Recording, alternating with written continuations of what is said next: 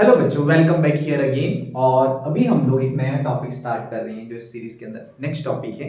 Last time हम लोग ने बच्चों एसी सोर्स से एक रजिस्टर को कनेक्ट करा था और हम लोग ने ये देखा कि यार जो करंट है और ईएमएफ है वो दोनों के दोनों सेम फेज में थे। करंट का नेचर, ग्राफ का नेचर और ईएमएफ का रे डायग्राम का नेचर सेम था, दोनों साइनोसाइडल फंक्शन थे। ठीक है, और उनमें कोई फेज डिफरेंस नहीं था। ईएमएफ का इक्वेशन था E naught sine omega T और करंट का इक्वेशन था I naught sine omega T.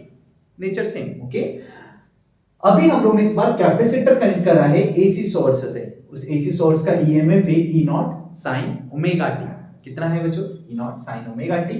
ये हम लोग जानते हैं कैसे आया था। ठीक है, अभी इसमें से जब करंट निकलेगा, करंट ऑफ कोर्स ईएमएफ से करंट निकलेगा, ठीक है, तो इससे सोर्स से, एसी सोर्स से जब करंट निकलेगा तो वो कैपेसिटर को चार्ज या डिस्चार्ज करेगा।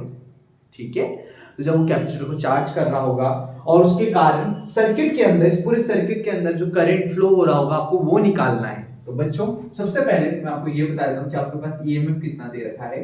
आपको ईएमएफ दे रखा है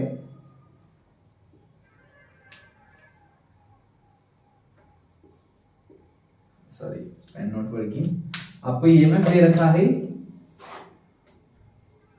E equal to E naught sine omega T दे रखा है कि इस पे जो चार्ज है, चार्ज मैं जानता हूं बच्चों कैपेसिटर पे कितना चार्ज डेवलप होता है। Q is directly proportional to the potential difference applied across it. ये हम लोगों ने कैपेसिटर वाले टॉपिक में डिस्कस करा है। तो अगर मैं इसको प्रोपोर्शनलिटी का साइन हटाता हूं तो इक्वल टू आएगा CV। तो ये रिलेशन हम लोग जानते हैं फ्रॉम द चैप्टर, कैपेसिटर वाले चैप्टर से। ठीक है, from chapter electric charge and field में जहां पर हम लोगों ने कैपेसिटर के बारे में पढ़ा था। Not from the second chapter electric potential and capacitance वाले चैप्टर से आप लोग रिलेशन जानते हो। अगर मुझे चार्ज के बारे में पता है तो कैन आई लाइक कितना करंट फ्लो हो रहा है मैं निकाल सकता हूं।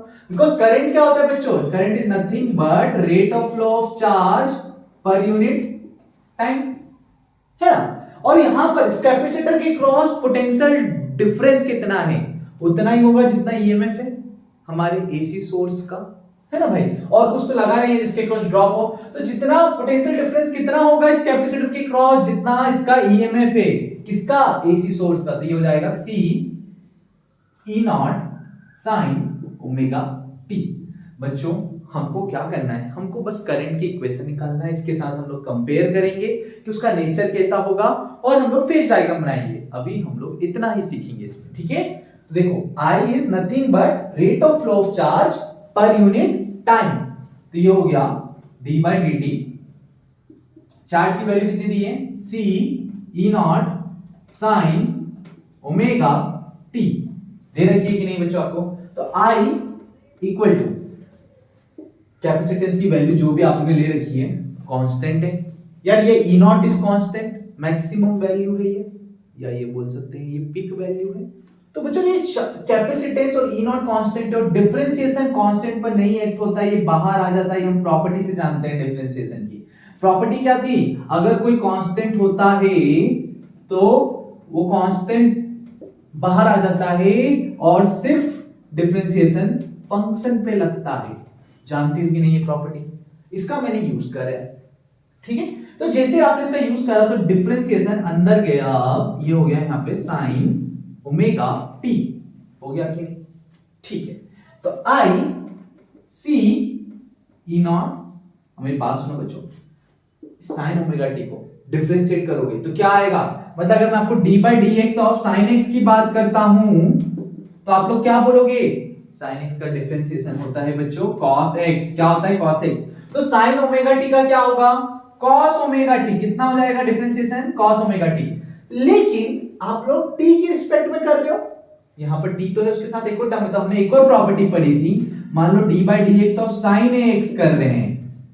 ए कोई कांस्टेंट है, ए के एक्स के रिस्पेक्ट में कर रहे हैं। तो हम लोग ने क्या पढ़ा था बच्चों? ये पढ़ा था कि ए बाहर आ जाता है, मतलब चेन रूल लगाओगे तो ए बाहर और cos x, ये प्रॉपर्टी है, या आप लोग इसको चेन रूल से भी निकाल सकते हैं। तो ये हम लोग ने पढ़ रखा है। तो सेम लॉजिक अगर यहां पर सोचोगे तो dt के रिस्पेक्ट में कर रहे थे, यहां t तो है तो cos ओमेगा टी, लेकिन जब इसके अंदर का फंक्शन का करोगे चेन रूल लगा के तो यहाँ पे ओमेगा आ जाएगा, एक क्या आ जाएगा ओमेगा। तो करंट की वैल्यू कितनी आ गई सी ई नॉट ओमेगा। अब बच्चों ध्यान से समझो, सी कैपेसिटेंस इज कांस्टेंट, अरे कांस्टेंट है ना, ई नॉट इज कांस्टेंट, कांस्टेंट है। Omega is nothing but angular frequency, जो एसी सोर्स की एंगुलर फ्रीक्वेंसी है, ठीक है, तो वो भी कांस्टेंट है, ठीक है। तो हमारा ये तीनों के तीनों टर्म्स कांस्टेंट है, मैं लिख सकता हूं इसको I naught cos omega t. क्या लिख दिया मैंने, I equal to the I naught cos omega t. तो ये इक्वेशन है जहां पर सी नॉट ओमेगा की जगह मैंने आई नॉट रख दिया है। I take a duster 1 minute. Okay,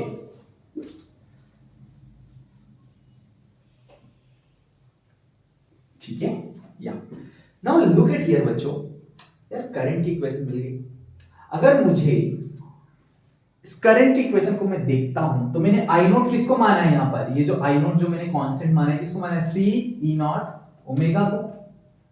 अरे maximum peak value of current I not क्या है, सी ई नॉट ओमेगा। देखो यहां से एक और चीज मिल जाएगी मुझे, आपको एक टर्म बताता हूं। तो सी ई नॉट ओमेगा, तो इसको अगर मैं नीचे ले आता हूं सी को ओमेगा को, तो ये हो जाएगा I naught equal to the E naught. बच्चों peak value of EMF, peak value of current 1/c। इसको ओम्स लॉ से कंपेयर करते हैं, किससे कंपेयर करो, कंपेयर विद ओम्स लॉ। बच्चों ओम्स लॉ क्या बोलता है, किसी भी कंडक्टर के cross potential difference is directly proportional to current flowing through it, that is we know. और वो ये था Ohm's law, V equal to I R. इससे अगर कंपेयर करोगे बच्चों तो ये देखो मैं लिख देता हूं V I R, तो ये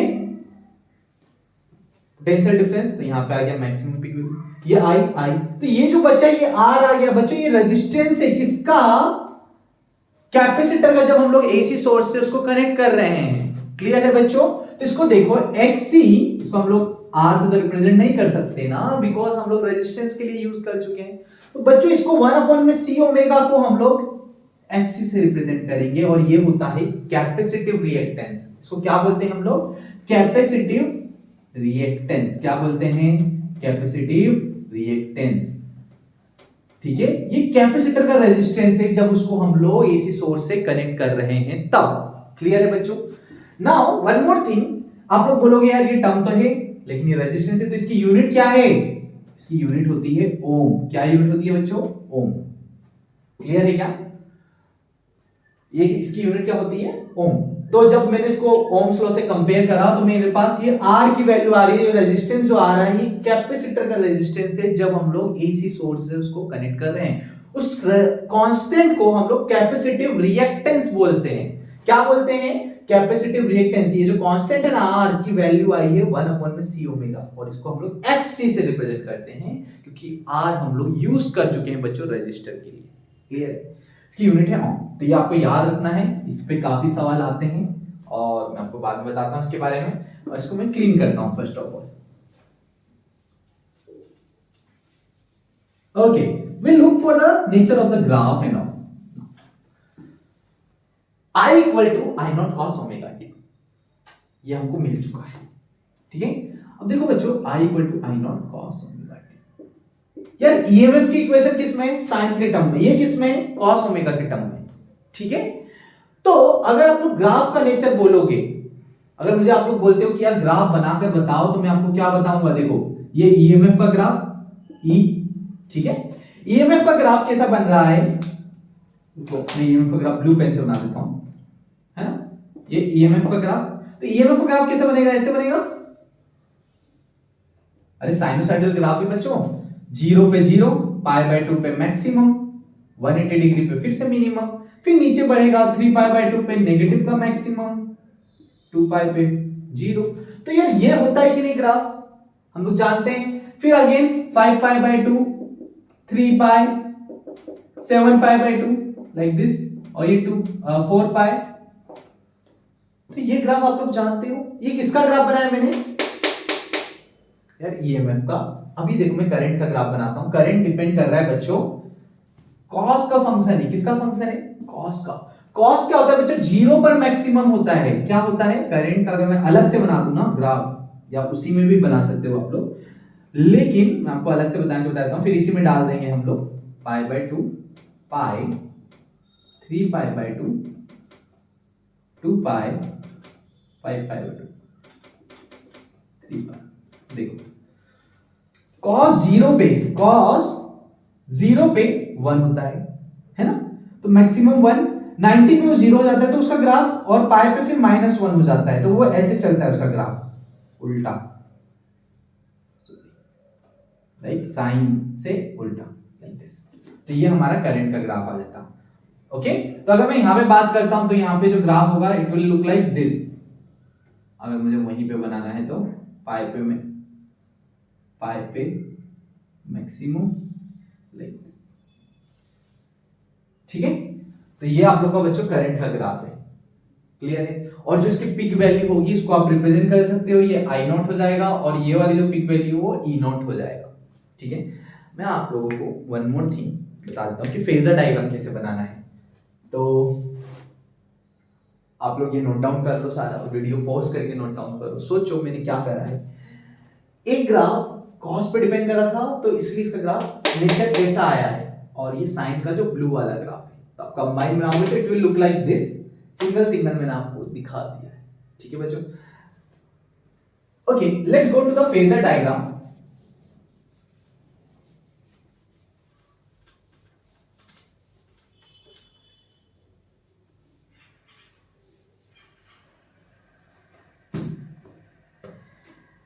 फेजर डायग्राम देखो बच्चों कि फेजर डायग्राम क्या है। ईएमएफ, अगर मैं ईएमएफ की बात करता हूं तो ईएमएफ का जो इक्वेशन है E naught sine omega T, okay, और करंट का जो इक्वेशन है I naught cos omega T. यार बच्चों मुझे फेजर डायग्राम में क्या करना होता है, मुझे एंगल का कंपैरिजन चाहिए। ये जो omega T is the phase, अरे हम लोगों ने लास्ट टाइम बताया था आपको कि ये जो ओमेगा टी है दैट इज द फेज है, तो इसका मुझे कंपैरिजन करना है। लेकिन दोनों देखो अलग अलग फंक्शन, एक साइन का फंक्शन है, कॉस का फंक्शन है, मैं कंपेयर कैसे करूं यार। मतलब अब सोचो रसगुल्ले में आपको कंपैरिजन करना है, तो यार रसगुल्ला होना चाहिए ना, तभी आप कंपैरिजन करोगे ना, कौन रसगुल्ला छोटा है कौन बड़ा है। गुलाब जामुन होना चाहिए। अगर मैं आपसे बोलता हूं कि यार कंपेयर करो रसगुल्ला और लड्डू के बीच में, कर पाओगे क्या? नहीं, because rasgulla is something different, laddoo is something different. समझ रहे हो मेरी बात? तो अगर आपको कंपेयर करना है तो दोनों रसगुल्ला होना चाहिए। तो सेम हियर, यहां पे एक फंक्शन साइन का है बच्चों, एक फंक्शन कॉस का है, तो हमको कंपेयर करना है। मैं आपको बताता हूं कैसे कंपेयर करोगे। तो you can right I S I not, इसको साइन में चेंज करूंगा। कैसे करूंगा साइन में चेंज? देखो कॉस है, कॉस थीटा को मैं ये लिख सकता हूं साइन पाई बाय 2 प्लस में ओमेगा टी। मैं आपको बताता हूं मैंने क्या फॉर्मूला यूज करा है। मैंने आपको ये बताता हूं कि साइन 90 प्लस थीटा, यार कॉस थीटा होता है, आप लोगों ने 10th की ट्रिग्नोमेट्री में पढ़ा है।